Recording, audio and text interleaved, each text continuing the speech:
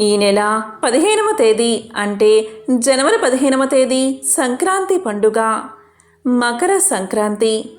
ఎవరైతే ఈ మకర సంక్రాంతిలోగా ఈ కథను వింటారో లేక చదువుతారో వారికి ఆ లక్ష్మీనారాయణల అదేవిధంగా శివపార్వతుల అనుగ్రహం తప్పనిసరిగా కలుగుతుంది. అష్ట ఐశ్వర్యాలు భోగ భాగ్యాలు కలుగుతాయి. మరి ఆ కథ ఏంటో ఇప్పుడు ఈ వీడియోలో తెలుసుకుందాం. శ్రీరామదేవుని కథ. నాగంభట్టు కాశీ ప్రయాణం. అనగనగా పూర్వకాలంలో ఒక బ్రాహ్మణుడు ఉండేవాడు. అతని పేరు నాగంభట్టు. ఆయనకి ఒక పుత్రుడు ఒక పుత్రిక ఉన్నారు. పుత్రుని పేరు నారాయణ భట్టు, పుత్రిక పేరు నారాయణమ్మ. వారు చాలా పేదవారు. భిక్షాటన చేసి కుటుంబ పోషణ చేసుకునేవారట. అలా కొన్నాళ్ళు అయ్యేసరికి నాగంభట్టు కాశీకి వెళ్ళి ధనం సంపాదించుకోవాలి అనే బుద్ధి పుట్టిందట. అప్పుడు నాగంభట్టు భార్యతో చెప్పి తెల్లవారుజామునే లేచి కాశీకి ప్రయాణమై అలా వెళ్ళగా కొంత దూరం వెళ్ళేసరికి దారిలో సూతులవారు, వ్యాసులవారు, నాడులవారు ప్రత్యక్షమయ్యారు. వారు ఇలా పలికారు, "ఓ బ్రాహ్మణుడా, ఎక్కడికి వెళ్తున్నావు?" అని అడిగారు.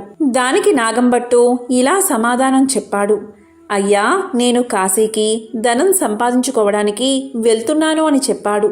అప్పుడు వారు ఇలా పలికారు, "ఓయి వెర్రి బ్రాహ్మణుడా, కాశీకి వెళ్తే నీకు ధనం ఎవరైనా మూటగట్టి ఇస్తారా? కాశీకి వెళ్తే గంగా స్నానం దొరుకుతుంది, విశ్వేశ్వరుల దర్శనం దొరుకుతుంది, అన్నపూర్ణమ్మ దర్శనం దొరుకుతుంది. మేము ఒక కథ చెబుతాము, వింటావా?" అని అడిగారు. అప్పుడు నాగంభట్టు, "మీరు ఏ దేవుని కథో వివరించండి స్వామి" అని వేడుకున్నాడు. అప్పుడు వారు ఇలా చెప్పడం మొదలుపెట్టారు. పూర్వకాలంలో కోసల రాజ్యమనే రాజ్యమున్నది.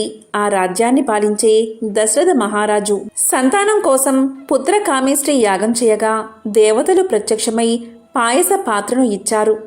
అది పట్టుకు వెళ్ళి తన భార్యలైన కౌసల్య, సుమిత్ర, కైకేయి అని 3 భార్యలకు ఇచ్చాడు దశరథుడు. అలా వారు 3 భుజించగాని గర్భవతులు అయ్యారు. నవమాసాలు నిండగాని చైత్ర శుద్ధ నవమి నాడు పునర్వసు నక్షత్రాన శ్రీరామ, లక్ష్మణ, భరత శత్రుఘ్నులు అనే 4 కుమారులు జన్మించారు.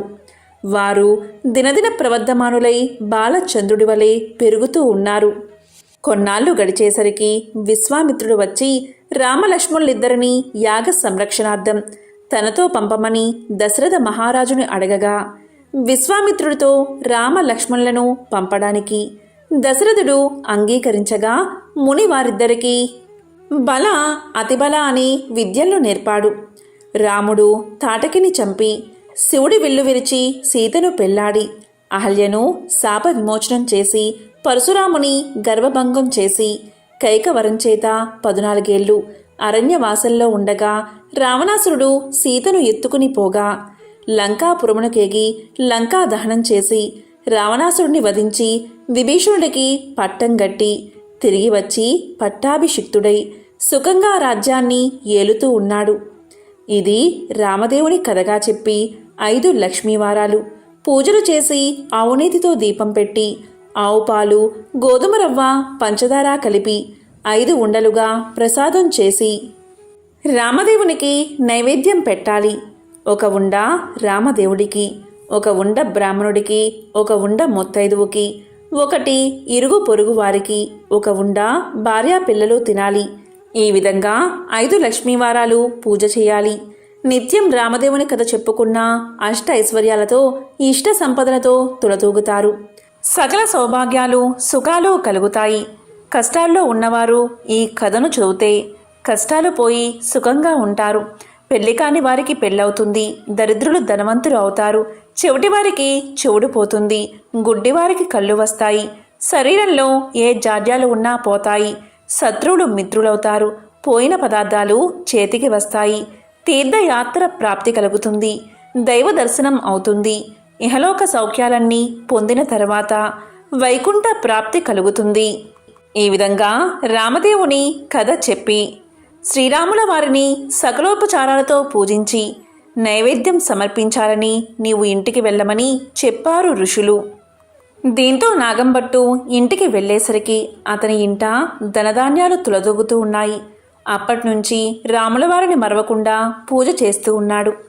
కొంతకాలం గడిచేసరికి నాగంభట్టు కాశీకి వెళ్ళాలి అనుకున్నాడు. అందుకని అతను కొంచెం ధనం మూటకట్టుకుని కాశీ కావడి భుజం మీద వేసుకుని కుమారుణ్ణి కుమార్తెను పిలిచి, అబ్బాయి అమ్మాయి, మీరు కథ విడవకుండా శ్రద్ధగా చెప్పుకుంటూ ఉండమని నారాయణమ్మతోనూ నారాయణ భట్టుతోనూ చెప్పి కాశీకి ప్రయాణమై వెళ్ళిపోయాడు. ఆ మరునాడు కుమారుడు ఆయా వారానికి వెళ్ళి వచ్చి, అమ్మా రామదేవుని కదా చెబుతాను, విందువుగాని రామ్మా అని పిలిచాడు. దానికి తల్లి, నాయనా వంటవేళ పొద్దున్నే దాసి పాచి పనికి వచ్చే వేలైనది, ఇప్పుడు కథ వినను అని పలికింది. మళ్ళీ మధ్యాహ్నం కథ చెబుతాను, విందువుగాని రావమ్మా అని పలికాడు. దానికి తల్లి, ఇప్పుడేమి కథ నాయనా, పడకవేళ నిద్రవేళ, ఇప్పుడు వినను అని పలికింది.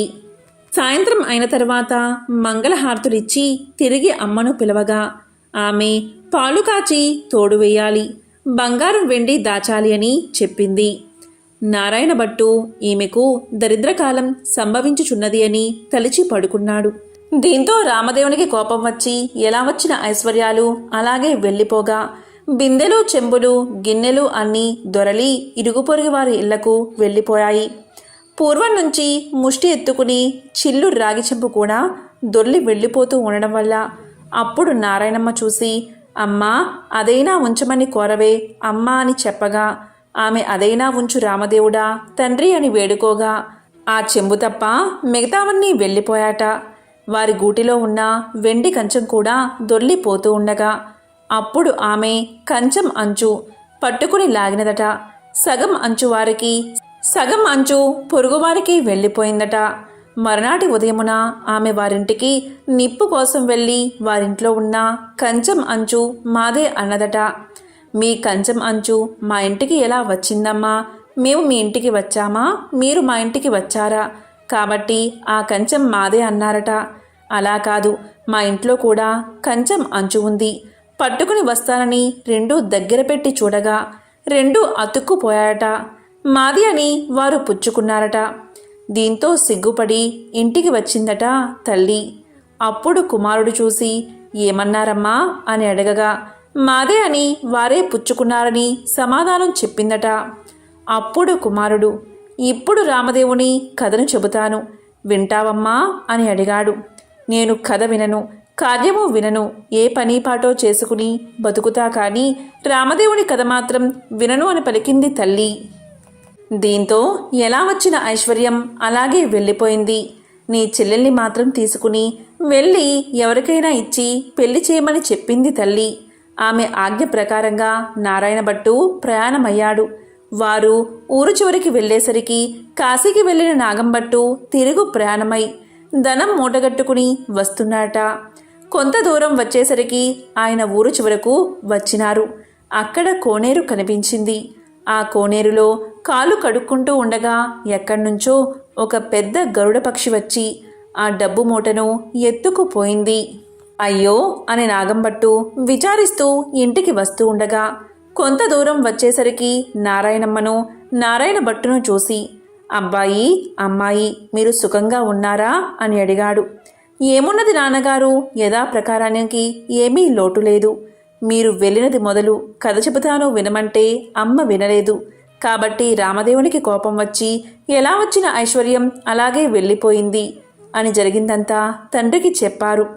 ఆమె ఆజ్ఞ ప్రకారం వెంటబెట్టుకుని వస్తున్నాను, మీ ఆజ్ఞ ఏమిటి నాన్నగారు అని నారాయణ భట్టు తండ్రిని వేడుకోగా సరే అలాగే చేయమని చెప్పి నాగంభట్టు విచారిస్తూ ఇంటికి వెళ్ళాడు. నారాయణ భట్టు నారాయణమ్మను వెంటబెట్టుకుని వెళ్తూ ఉన్నాడు. వెళ్ళగా వెళ్ళగా కొంత దూరం వెళ్ళేసరికి నారాయణ భట్టుకు ఒక బ్రాహ్మణుడు కనిపించాడు. ఓ బ్రాహ్మణుడా, నీకు నా చెల్లెల్నిచ్చి పెళ్లి చేస్తాను, చేసుకుంటావా అని అడిగాడు. దానికి ఆ బ్రాహ్మణుడు, నాకు పెళ్లి వద్దు, పేరంటము అక్కర్లేదని చెప్పాడు.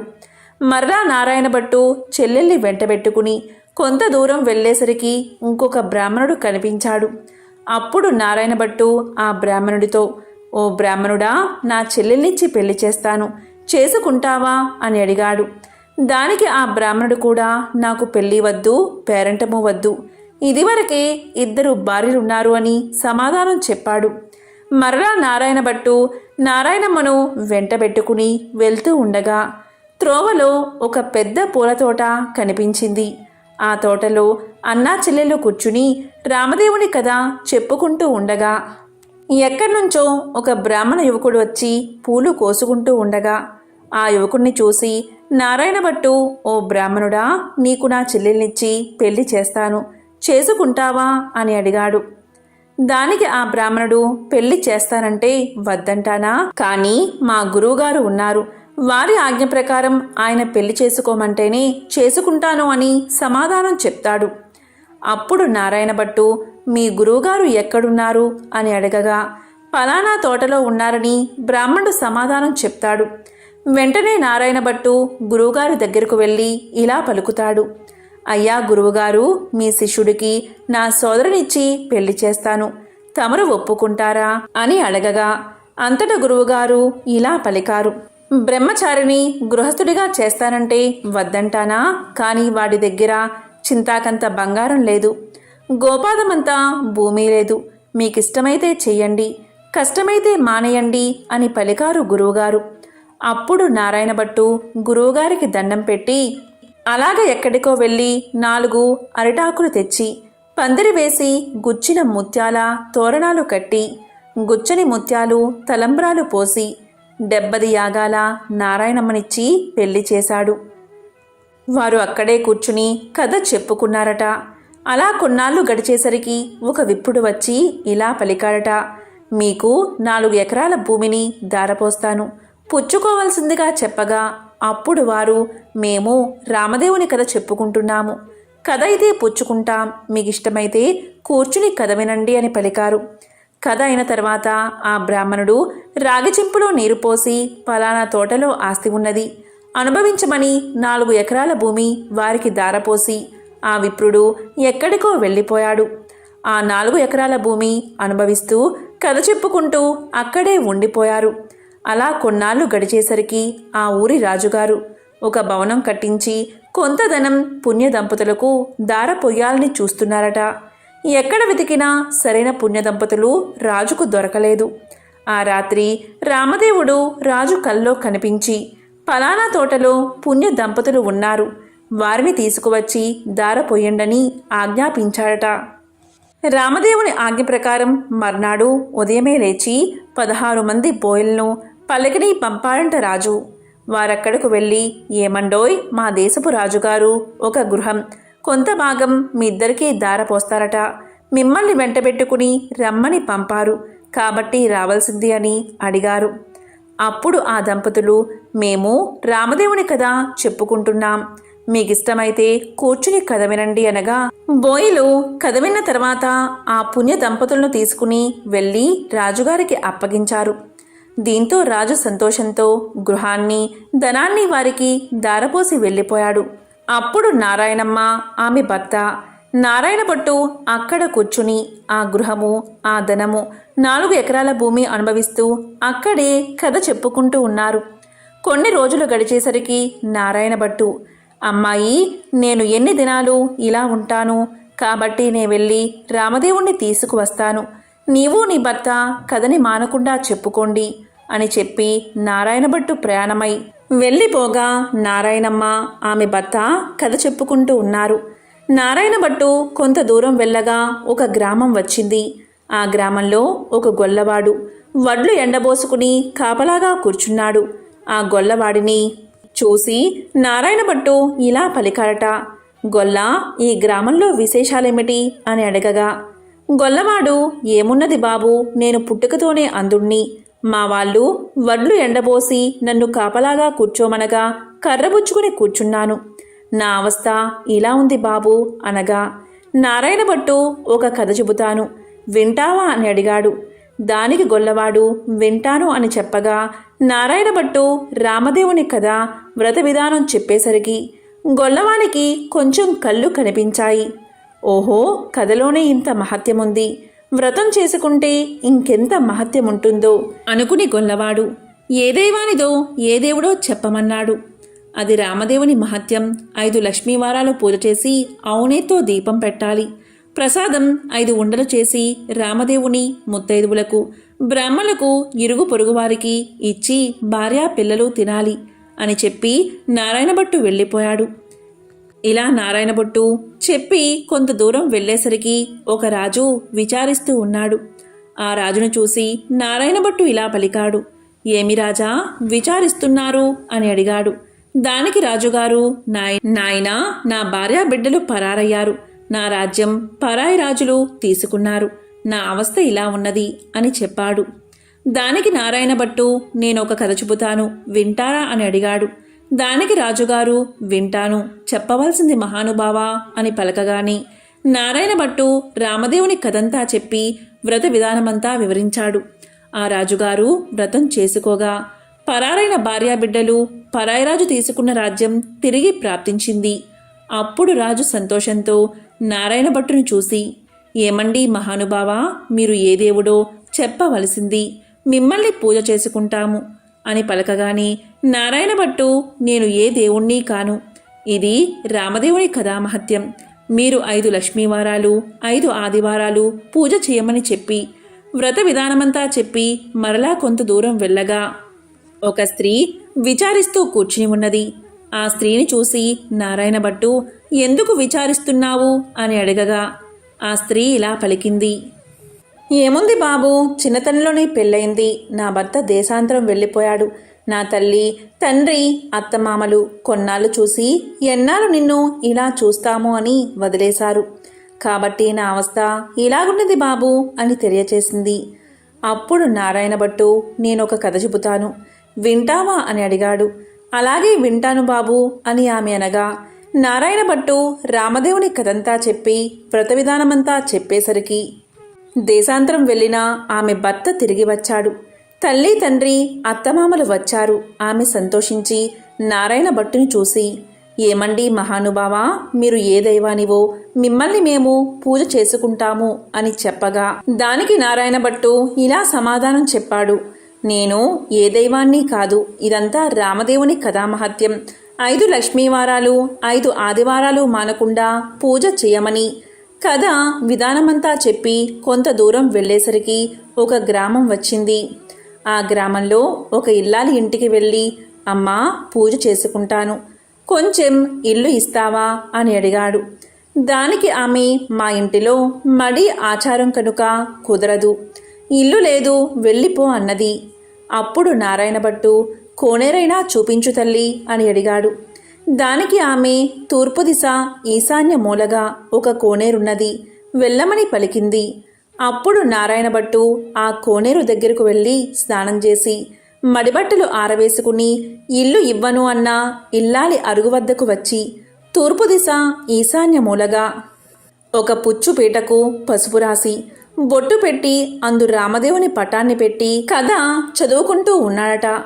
ఇంతలో ఆమె యువతలకు వచ్చి చూడగా నారాయణభట్టు ఆమెకు తాంబూలము దక్షిణ ప్రసాదం ఇచ్చాట. ఆమె పుచ్చుకుని లోపలికి వెళ్ళిపోయింది. తరువాత నారాయణభట్టు కథ చదువుకుని అక్షింతలు తల మీద వేసుకుని ఇంటి మీద వేసి వెళ్ళిపోయాడు.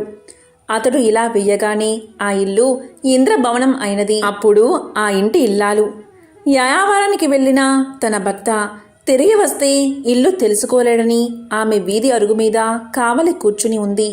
ఇంతలో ఆమె భర్త ఎడమోటా పెడమోటా వేసుకుని ఇల్లు కానక కంగారు పడి అక్కడ నిలబడి ఉన్నాడు. ఆమె చూసి, ఇల్లు ఇదే, ఇలా రండి అని పలకగా ఆమె భర్త, ఇది మన ఇల్లు కాదు, నేను రానని సమాధానం చెప్పాడు. కాదండి, ఇది మన ఇల్లే, ఇలా ఎందుకైతో చెబుతాను వినండి. ఎక్కడ్నుంచో ఒక బ్రాహ్మణుడు వచ్చి పూజ చేసుకుంటాను, ఇల్లు ఇవ్వమన్నాడు. నేను ఇవ్వనని సమాధానం చెప్పాను. అప్పుడు అతను ఒక కోనేరైనా చూపించమన్నాడు. అప్పుడు నేను తూర్పు దిశగా ఈశాన్యమూల కోనేరున్నదని చెప్పాను. అతడు కోనేరు దగ్గరకు పోయి స్నానం చేసి మడిబట్ట ఆరవేసుకుని మన అరుగు మీదకు వచ్చి ఒక పీటకు పసుపు రాసి బొట్టు పెట్టి తూర్పు దిశ ఈశాన్యమూలగా పెట్టి అందు రామదేవుని పటాన్ని పెట్టి పూజ చేసి ఆవు పాలు గోధుమ నూక పంచదార కలిపి ప్రసాదంగా ఉండలు చేసి రామదేవుడికి నైవేద్యం పెట్టి కథ చెప్పుకుంటూ ఉన్నాడు. నేను బయటకు వచ్చేసరికి తాంబూలాది దక్షిణ ప్రసాదాలు నాకు ఇచ్చాడు. నేను లోపలికి వెళ్ళిపోయి తిని కూర్చున్నాను. అతడు కొన్ని అక్షింతలు తల మీద వేసుకుని మరికొన్ని అక్షింతలు మన ఇంటి మీద వేసి వెళ్ళిపోగా ఇల్లు ఇలా ఇంద్రభవనంగా మారింది. ఇదంతా ప్రసాద మహత్యమని పలికింది ఆ ఇల్లాలు. దానికి ఆమె భర్త, ఆయన పూజ చేసుకుంటానంటే వద్దన్నావా? నిర్భాగ్యురాలా, పాపిష్టిదానా, అతడు ఏ దిశగా వెళ్ళాడో చెప్పు అని పలకగా ఈశాన్య మూలగా వెళ్ళాడని భార్య తెలియచేసింది. అప్పుడు అతను నారాయణ భట్టుకును వెతుకుతూ బయలుదేరాడు. కొంత దూరం వెళ్ళగా నారాయణ భట్టు ఆ బ్రాహ్మణుడికి కనిపించాడు. అప్పుడు ఆ బ్రాహ్మణుడు, ఏమండోయ్ మహానుభావా, మీరు మా ఇంటికి రావలసినది, మిమ్ము పూజించుకుంటామని పలికాడు. దానికి నారాయణ భట్టు, మీ ఇంటికి ఇప్పుడు రాను, రామదేవుని వెతుకుతుంటూ వెళుతున్నాను అని పలకగా అప్పుడు ఆ బ్రాహ్మణుడు, అలా కాదు మహానుభావా, మీరు మా ఇంటికి వచ్చి పూజ చేసుకుంటానంటే మా వాళ్ళు ఇల్లు ఇవ్వనన్నారు, కాబట్టి మాదే తప్పు, మా తప్పు క్షమించి మా ఇంటికి రావలసినది, మీరు ఏ దైవమో చెప్పండి, మిమ్మల్ని మేము పూజించుకుంటాము అని పలికాడు. అప్పుడు నారాయణ భట్టు, మీ ఇల్లు కాబట్టి మీరు ఇవ్వనన్నారు, మీ తప్పేమీ లేదు, రావడం నాదే తప్పు అని పలికాడు. నేను ఏ దేవుణ్ణి కాదు, ఇదంతా రామదేవుని కథా మహత్యం. మీరు ఇంటికి వెళ్ళి 5 లక్ష్మీవారాలు 5 ఆదివారాలు పూజ చేసుకోండి అని చెప్పి వ్రత విధానమంతా అతనికి తెలియచేశాడు.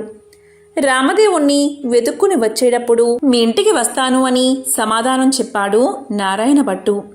అప్పుడు ఆ బ్రాహ్మణుడు ఇంటికి వచ్చి, కథలోనే ఇంత మహత్యముంది, వ్రతం చేసుకుంటే ఇంకెంత మహత్యం ఉంటుందో అని పూజ చేసుకుని కథ చెప్పుకుని అష్ట ఐశ్వర్యాలతో అష్ట సంపదలతో తులుతూగుతూ ఉన్నాడు.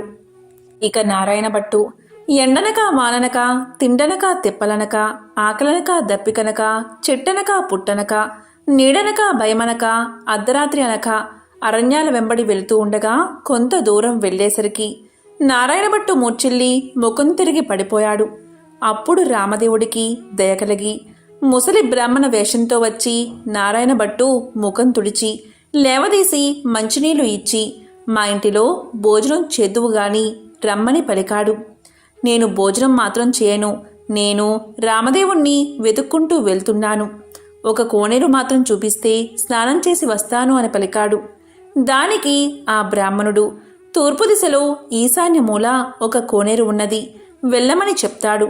దాంతో నారాయణ భట్టు ఆ కోనేరు వద్దకు వెళ్ళి స్నానం చేసి పైకి వచ్చేసరికి అక్కడ ఇంద్రభవనంలా మారిపోతుంది. లోపలకు వచ్చేసరికి సీతమ్మవారు వెండి కంచాలు వెండి పీటలు పైడి కంచాలు కనిపించాయి. అప్పుడు నారాయణ భట్టుకు రామదేవుడు సీతమ్మ ఎదురై, మా ఇంటిలో భోజనం చేద్దువు గాని రమ్మన్నారట, నేను భోజనం మాత్రం చెయ్యను, రామదేవుణ్ణి వెతుక్కుంటూ వెళ్తున్నాను అని నారాయణ భట్టు పలికాట. అప్పుడు దానికి నేనే రామదేవుణ్ణి అని చెప్పగా, అయితే కావచ్చు మహానుభావా, నాకు దర్శనం కావాలి అని చెప్పగా అప్పుడు పులిచర్మంతో రుద్రాక్షలతో విభూతి రేఖలతో నడుమున నాగాభరణంతో శిరస్సున గంగతో పక్కన పార్వతీదేవితో త్రిశూలం త్రినేత్రముతో నంది వాహనుడై ఈశ్వరుడు ప్రత్యక్షమయ్యాడు. అప్పుడు నారాయణ భట్టు వారిని స్తోత్రం చేశాడు.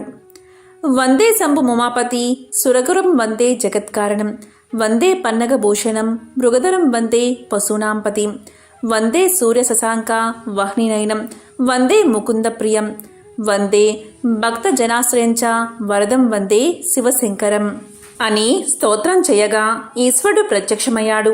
అప్పుడు నారాయణ భట్టు విష్ణుమూర్తి కూడా ప్రత్యక్షం కావాలని కోరాడు. అప్పుడు విష్ణుమూర్తి వక్షస్థలమున వనమాలికతో మెరుపు తీగ వంటి లక్ష్మీదేవితో శంఖచక్ర గదాధరుడై నెమలి పింఛం ధరించి ప్రత్యక్షమయ్యాడు. అప్పుడు హరిని కూడా ఈ విధంగా స్తోత్రం చేశాడు. శాంతాకారం భుజగశయనం పద్మనాభం సురేశం విశ్వాకారం గగన సదృశం మేఘవర్ణం శుభాంగం లక్ష్మీకాంతం కమలనయనం యోగి హృద్యాన గమ్యం వందే విష్ణుం భవభయహరం సర్వలోకైకనాథం అని స్తోత్రం చేయగా విష్ణుమూర్తి ప్రత్యక్షమయ్యాడు. అప్పుడు నారాయణ భట్టు రామదేవుడు ప్రత్యక్షం అవ్వాలి అన్నాడు. రామదేవుణ్ణి స్తోత్రం చేసేసరికి హనుమ సీతారామ లక్ష్మణ భరత శత్రుఘ్నులు సపరివార సహితంగా శ్రీరామచంద్రుడు ప్రత్యక్షమయ్యాడు. అప్పుడు రామదేవుడు ఇప్పుడైనా భోజనం చేస్తావా అని నారాయణ భట్టును అడిగాడు. అలాగే చేస్తా కానీ భోజనం అయిన తర్వాత నాతో వస్తానని అభయహస్తమిస్తే భోజనం చేస్తానని పలికాడు. అప్పుడా సీతమ్మ తల్లి 4 కూరలు, నవకాయ పిండి వంటలతో పంచభక్ష పరమాన్నాలు వండి వెండి కంచాలు పైడి పీటలు వేసి వారు బందుకోటి పరివార సహితంగా నారాయణ భట్టుకు సీత మహాతల్లి భోజనం వడ్డించింది. అందరూ భోజనాలు చేసి లేచి కర్పూర తాంబూలాలు వేసుకున్న తర్వాత నాతో వస్తానని అభయహస్తమిచ్చావు, కావున మా ఇంటికి నాతో రావాల్సిందని కోరాడు నారాయణ భట్టు. అప్పుడు నారాయణ భట్టు ముందు, రామదేవుడు వెనుక తాను బయలుదేరి వెళ్తున్నారు. అలా కొంత దూరం వెళ్ళి నారాయణ భట్టు వెనుతిరిగి చూశాడు. అప్పుడా రామదేవుడు కనిపించలేదు. అంత నారాయణ భట్టు ముఖం తిరిగి మూర్ఛ వచ్చి నేల మీద పడిపోయాడు.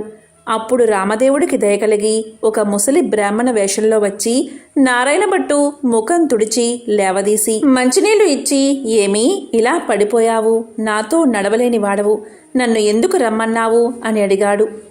దేవా, నీ మహిమను బ్రహ్మాది దేవతలు, యోగీశ్వరులు, మునీశ్వరులు తపస్సులు తెలుసుకోలేరు. నీ మహత్యం తెలుసుకోవడానికి నేనెంత వాడని, నా తప్పులు క్షమించి నాతో రావలసినది అని నారాయణ భట్టు రామదేవుణ్ణి ప్రార్థించాడు. అప్పుడు రామదేవుడు, అలాగే వస్తానని, నీవు వచ్చేటప్పుడు ఎవరి ఇళ్లకు వెళ్ళావో వారి ఇళ్లకు నన్ను కూడా నీ భుజాలపై ఎక్కించుకుని తీసుకెళ్ళమన్నాడు. అప్పుడు నారాయణ భట్టు రామదేవుణ్ణి భుజాలపై ఎక్కించుకుని కొంత దూరం వచ్చేసరికి ఇల్లు ఇవ్వను అని చెప్పిన ఇల్లాలి ఇంటికి వచ్చారు.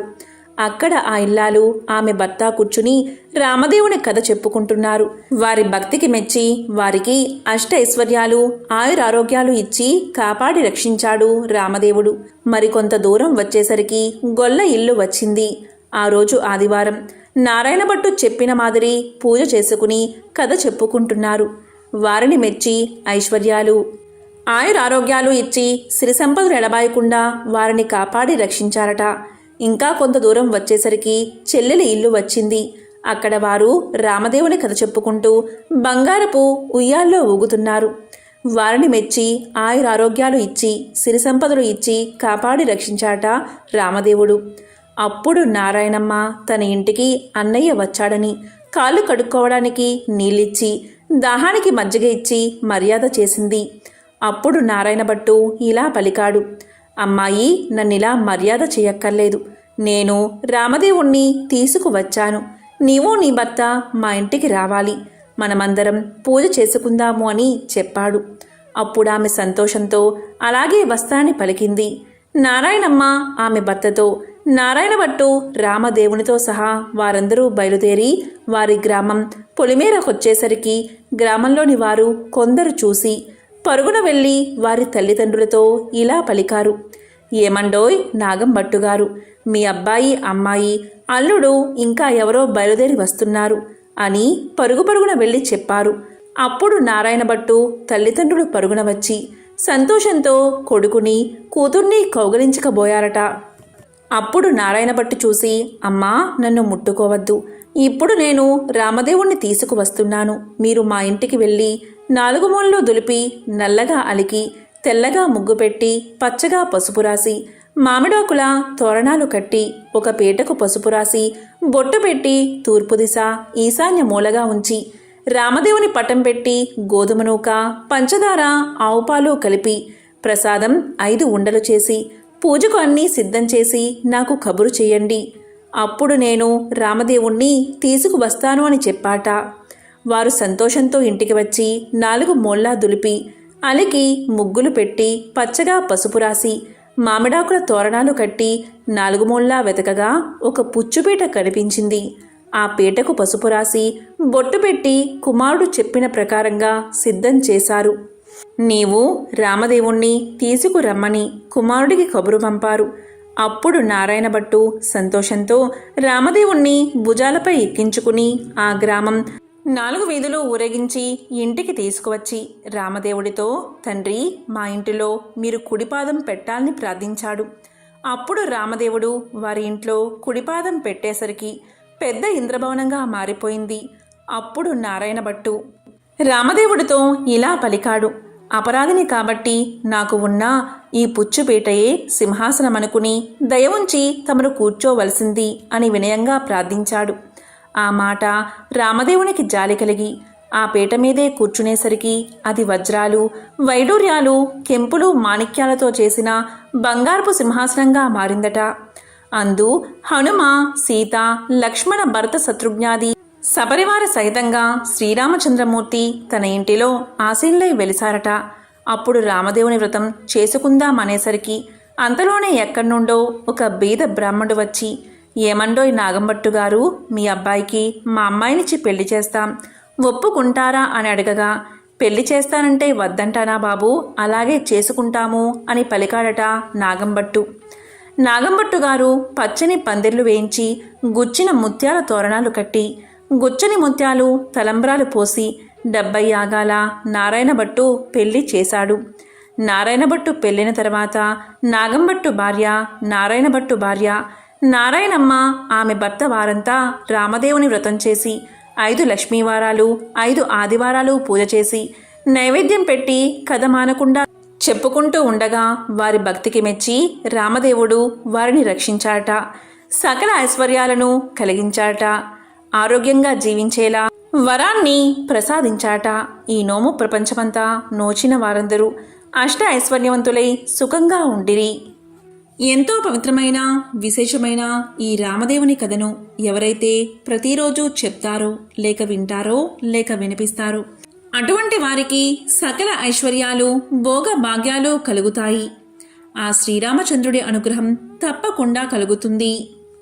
ఓం రామచంద్రాయ నమః. ఓం నమః శివాయ.